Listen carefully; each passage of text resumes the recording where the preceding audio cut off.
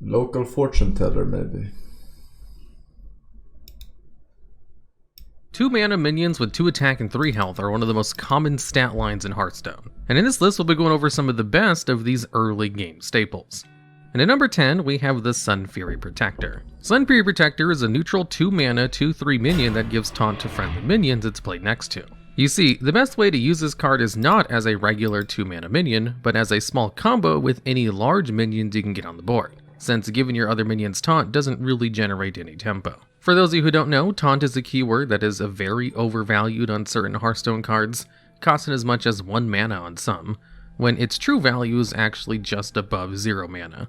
Of course, taunt becomes more useful the more your deck loses health, or the more your deck can cheat, as this is where Sun Fury Protector found her home. This card saw a lot of play in the early days of Hearthstone and in Classic, an alternative format with just the first set in rotation. This card was used in Mid-Range Druid, a very popular and solid curve stone deck, and pretty much made handluck viable. In the early days, with just basic and classic set, many classes like Druid and Warlock were very hard pressed to find any efficient removal or healing for their class, so they had to resort to unconventional means of staying alive against Zoo Warlocks or other aggressive decks by using taunt minions. Mid-range Druid aimed to use Sun Fury Protector on its medium-sized minions, just long enough so they could play their larger minions and stabilize without being bursted down.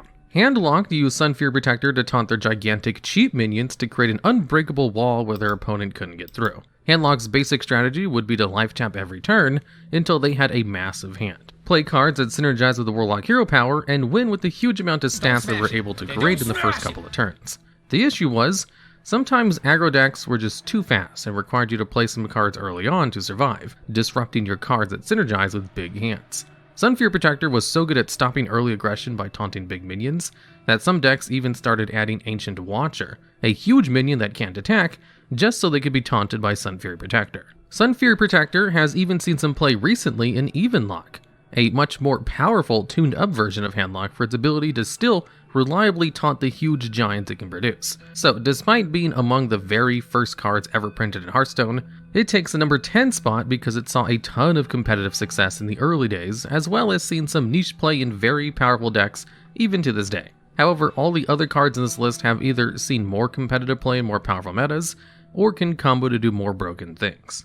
And at number 9, we have Firemancer Flurgle. This 2 mana legendary Murloc minion is a 2/3 with the effect that every time you play a Murloc, not summon, it deals 1 damage to your opponent's hero and all of their minions.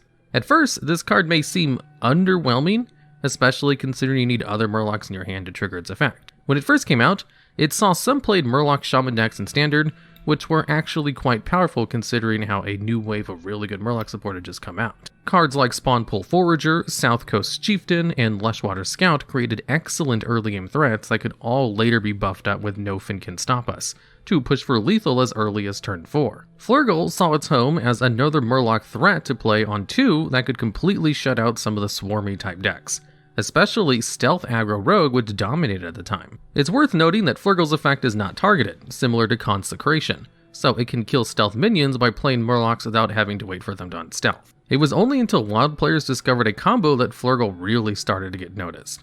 The combo was simply playing Flurgle and Toxaphene, a 1 mana 1/2 Murloc that gives a friendly minion poisonous, an effect that lets a minion destroy any other minion that it damages. So, since Hearthstone processes battle cries before whenever effects, Toxaphene's battle cry would give Flurgle poisonous, then the game would register that a Murloc was played, and Flurgle's effect would trigger. But since it would deal 1 damage to all enemy minions, and therefore damaging them, they would all be poisoned and die instantly to Flurgle's effect. In essence, this was a 2-card, 3-mana combo, which cleared only your opponent's board and left you with a 1/2 and a 2/3 minion with poisonous, and the ability to do it again. You see, unlike in other card games, there are no effects to stop poisonous from killing your minions, unless they have Divine Shield, making this combo pretty much unstoppable. Also, Shamans have a card called Ice Fishing, which draws 2 random Murlocs for your deck, which means you could just add this broken combo to your hand from 2 mana by not including any other Murlocs into your deck, which weren't very common anyways.